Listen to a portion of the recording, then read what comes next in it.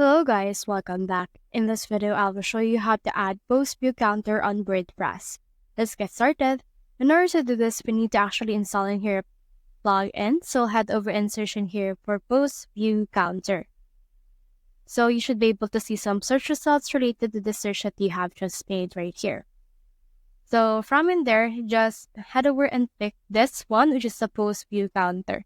So on some cases, some parts of this is not applicable to you because it is not compatible, but you can actually just use this one, which is WP Post Views right here. Head over and click on this install now in order to install this particular plugin. Once it's been installed, head over and activate this plugin right here in order to fully activate it. As you can see right here, the plugin has been activated.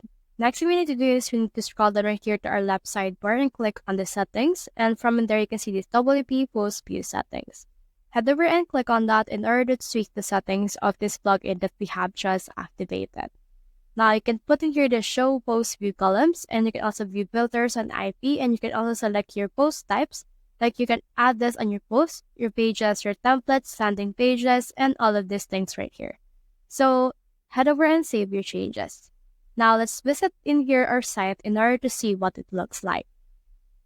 So here is my post, and it should take some time for the actual post view counter to show on your actual post.